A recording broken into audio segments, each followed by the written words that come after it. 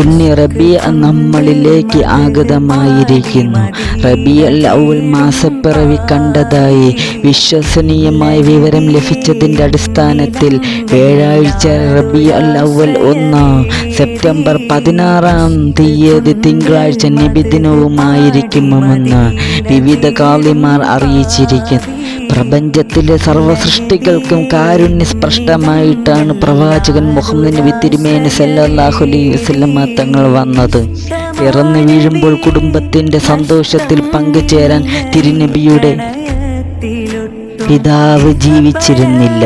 എങ്കിലും മലക്കുകളുടെ സാന്നിധ്യത്തിൽ അനുഗ്രഹീതമായ മുഹമ്മദ് നബി തിരുമേനി സല്ലല്ലാഹു അലൈഹി വസല്ലം തങ്ങളുടെ തിരുപ്പിറവിൽ നിരവധി അത്ഭുതങ്ങൾക്ക് ലോകം സാക്ഷിയായി.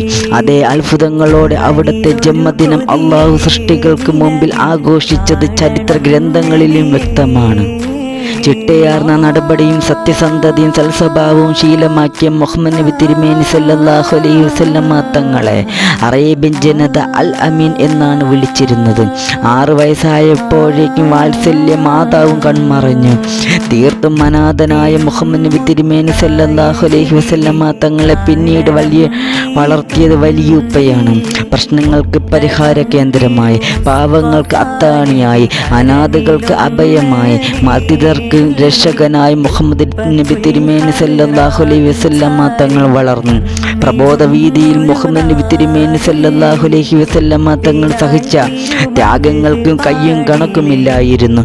ഉണ്ണാനും മുടുക്കാനുമില്ലാതെ മദീനയിൽ നിന്നും ദൂരദിക്കുകളിൽ നിന്നും സഹായത്തിനായി വരുന്ന പാവങ്ങളെയെല്ലാം നബി തിരുമേനി സല്ലല്ലാഹു അലൈഹി വസല്ലം തങ്ങൾ സഹായിക്കുമായിരുന്നു.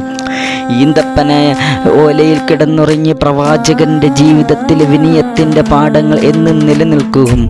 ഭക്ഷണം കിട്ടാതെ എങ്ങലടിച്ച് കരയുന്ന ഒട്ടകത്തിന്റെ അവകാശത്തിന് വേണ്ടി ശബ്ദിച്ചും, ഉറുമ്പുകൂട്ടത്തെ കരിച്ചു കൊന്ന ശിഷ്യരോട് കോപിച്ചും, പക്ഷിക്കുഞ്ഞുങ്ങളെ പിടിച്ചു കൊണ്ടുവന്നയാളെ ശകാരിച്ച് അവർക്ക് മോചനം നൽകുകയും, മുണ്ടിൽ ഉറങ്ങിക്കിടന്ന കുഞ്ഞിപ്പൂച്ചയുടെ ഉറക്കമുണർത്താതെ ബാക്കി ഭാഗം മുറിച്ചെടുത്ത് നടന്നകന്നതും നബി തിരുമേനി സല്ലല്ലാഹു അലൈഹി വസല്ലം തങ്ങളുടെ വിശാലമായ കാരുണ്യത്തെയാണ് കാണിക്കുന്നത്.